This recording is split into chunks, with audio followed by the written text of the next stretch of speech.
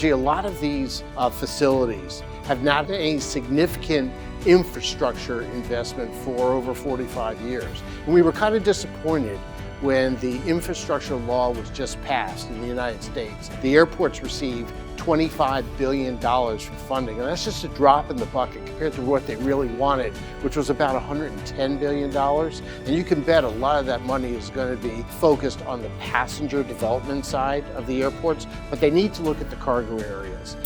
Thanks, Brendan Freed, for joining us this conversation here at World Cargo Symposium here in London. It's a pleasure to have you, and it's my first conversation with you. Briefly, what's been happening on the air freight industry? What have you been observing on the global air cargo industry? First of all, it's great to be here, Reji. Thanks for having me. You know, the past 2 years have been exciting, to say the least, for the air freight forwarder, not only in the United States and worldwide. We're starting to see some normalization in volumes after 2 years of exceedingly high freight levels, unsurpassed freight levels. But things are starting to come down a little bit, but we're still left with lingering challenges that we're dealing with every day. Maybe that we briefly talk also about the Airforwarders Association, how big is in terms of the members in the association, and what has been the kind of voice that you had or you have in the American air cargo industry? So the Airforwarders Association is comprised of about 175 member companies. We are the legislative and regulatory advocacy arm for freight forwarders in the United States. We spend a lot of time not only on Capitol Hill, but also throughout the government agencies throughout Washington, Department of Homeland Security, TSA, Customs and Border Protection, Department of Commerce, and others, making sure that the freight forwarder in the U.S., in fact, has a voice. If you do not consider COVID as one of the biggest challenges, what would be the other challenges that your members, your forwarders would have? Well, carbon, of course, is a big challenge. As a matter of fact, the Airforwarders Association just started a sustainability committee this year to look at it, and it consists of not only forwarders, but airlines and cargo agents and truckers and you name it. So that's a big issue, but we're having other issues as well that we're dealing with, not the least of which is cargo congestion at the major airports within the United States and worldwide to a large degree. You know, Reggie, a lot of these facilities have not had any significant infrastructure investment for over 45 years. And we were kind of disappointed when the infrastructure law was just passed in the United States. The airports received $25 billion for funding, and that's just a drop in the bucket compared to what they really wanted, which was about $110 billion. And you can bet a lot of that money is going to be focused on the passenger development side of the airports, but they need to look at the cargo areas. You know, a lot of these roadway systems and some of these buildings were built so long ago that they can't accommodate the trucks and the massive buildup in cargo loads that we saw over the past couple of years. In fact, in a lot of places like LAX as an example, we had trucks waiting in excess of 8 hours to tender and recover freight. And that's just not sustainable when you're dealing with air cargo that depends on time as its primary deliverable. Brendan, you mentioned about congestion in airport. Labor shortages is another issue that we find across not just in the US airport, but also in the European airport. You said that you have done some studies on the airport congestion. What are some of the biggest or important findings that you have? We just completed a white paper that is going to be distributed within the next few days. We coalesced with other associations, the National Customs Brokers and Forwarders Association of America, Airports Council International, Airlines for America, and others, in coming up with a 65-page white paper that focuses on the reasons behind the congestion as well as some potential solutions. And we discovered, and probably no surprise here, it's not just one reason. There are a lot of reasons. For instance, there's been a labor shortage in the United States. Heck, there's been a labor shortage everywhere throughout the world. And of course, ground handlers are having some difficult challenges in attracting labor into their facilities to handle the freight.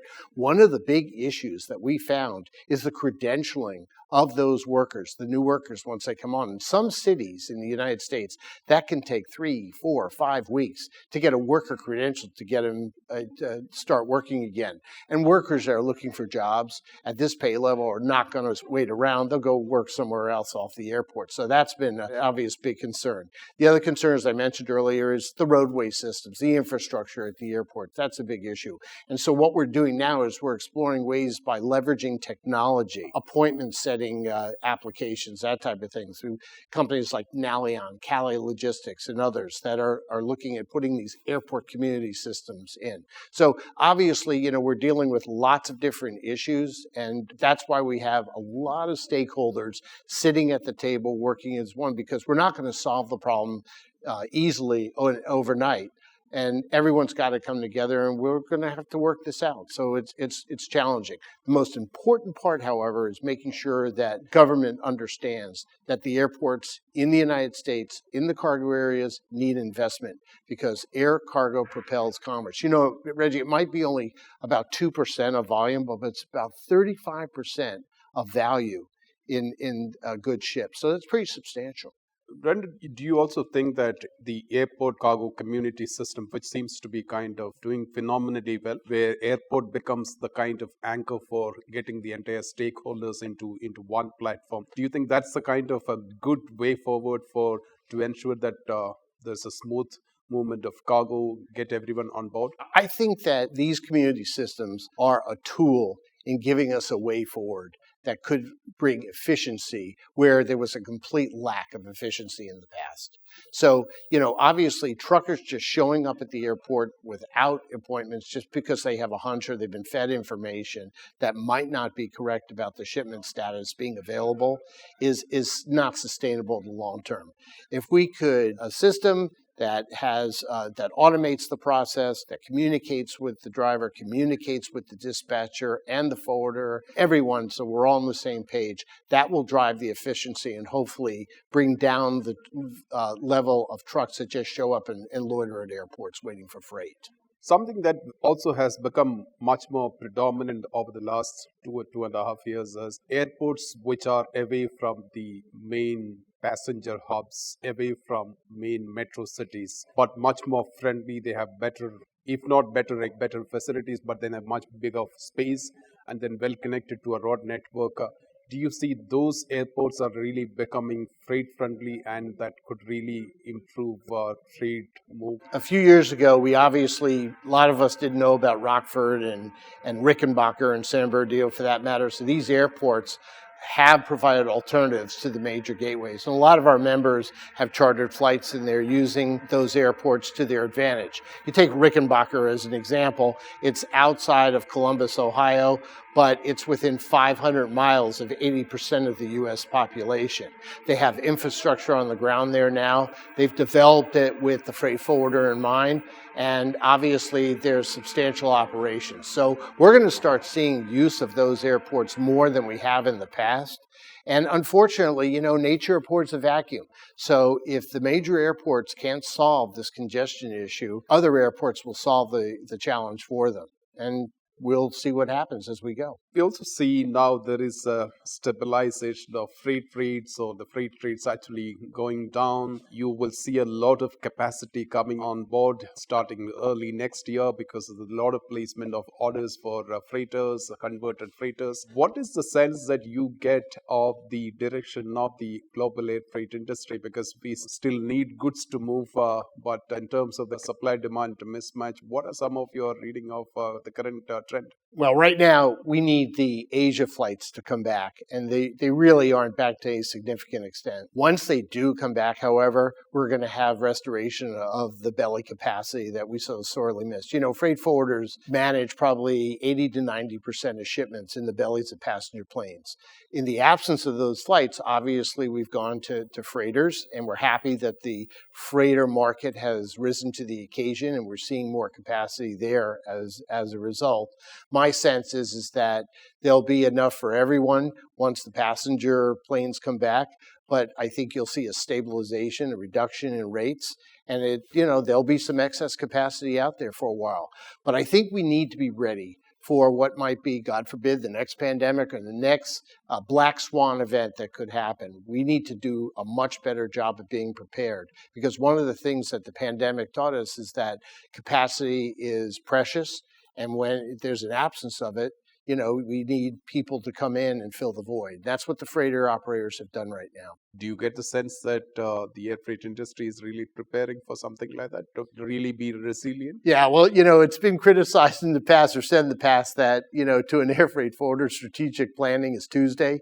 But the reality is that I think that freight forwarders have learned a lot.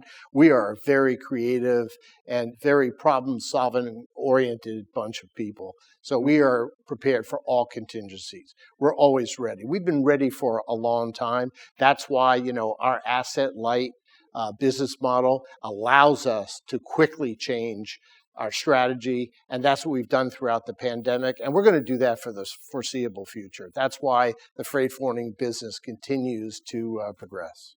Finally, Brendan, what are you picking up from IATA WCS here in London? Well, there's a lot of talk about sustainability. There's a lot of talk about digitalisation and automation. And this morning I was involved in a safety and security meeting.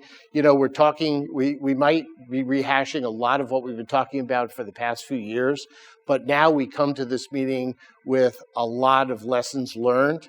And there's a lot of knowledge here. There are a lot of very interesting people and a lot of new products being talked about. We're talking about the ocean providers now venturing into air cargo, which is an interesting area. We'll see what happens with their capacity coming online.